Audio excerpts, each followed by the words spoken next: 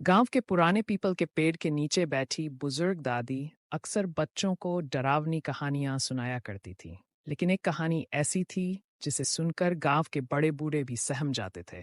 सुगाहन चुड़ैल की कहानी। शुभा की शादी गांव में शुभा नाम की एक नवविवाहित लड़की थी। उसकी शादी बड़े धूमधाम से हुई थी और वह अपने पति रमेश के साथ बहुत खुश थी। लेकिन शादी के कुछ ही दिनों बाद गांव में एक अजीब घटना घटी। हर पूर्णिमा की रात कोई न कोई औरत रहस्यमय तरीके से गायब हो जाती थी। गांव के लोग डरने लगे, पर किसी को कुछ समझ नहीं आ रहा था। एक दिन रमेश को दूर शहर जाना पड़ा और शुभा को अकेले ही घर पर रहना पड़ा। उसकी सास ने समझाया, बेटी रात को दरवाजा मत खोलना, चाहे कोई भी पुकारे। शुभा ने सिर हिला दिया, लेकिन उसे क्या पता था कि उस रात उसकी जिंदगी हमेशा के लिए बदल जाएगी। रात का रहस्य। आधी रात को दरवाजे पर किसी ने दस्तक दी। आवाज आई, शुभा दरवाजा खोलो, मैं तुम्हारी सहेली राधा हूं। शुभा चौंक गई। राधा तो पास के गांव में रहती थी, वह इतनी रात का यहाँ कैसे आ सकती है?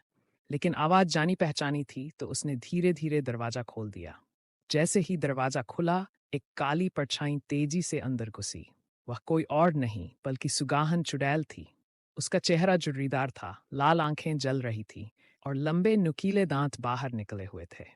वह चुड़ैल सिर्फ उन्हीं नवविवाहित औरतों को निशाना बनाती थी जो अपने पति की लंबी उम्र की कामना करती थीं, क्योंकि वह खुद अपने पति की मौत के बाद चुड़ैल बन गई थी और अब हर सुहागन से उसकी मांग का सिंदूर छीनना चाहती थी।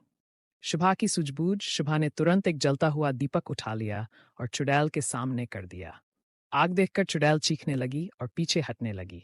तभी शुभा ने अपनी सास की बताई हुई बात याद की। अगर कभी एक समय की बात है, महात्मा बुद्ध को एक सभा में भाषण करना था। जब समय हो गया तो महात्मा बुद्ध आए और बिना कुछ बोले ही वहां से चल गए। वहां पर तकरीबन 150 के करीब भाषण सुनने वाले लोग थे। दूसरे दिन तकरीबन 100 लोग थे, पर फिर उन्होंने ऐसा ही किया, बिना बोले चले गए। इस बार 50 कम हो गए। तीसरा दिन हुआ, 60 के करीब लोग थे। महात्मा बुद्ध आए, इधर उधर देखा और बिना कुछ कहे वापस चले गए। चौथा दिन हुआ तो कुछ लोग और कम हो गए, तब भी नहीं बोले। जब 5वां दिन हुआ तो देखा सिर्फ 12 लोग थे।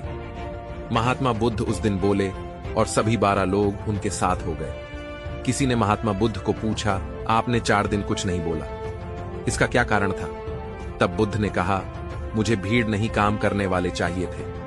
यहां वो ही टिक सकेगा जिसमें धैर्य हो। जिसमें धैर्य था वो रह गए।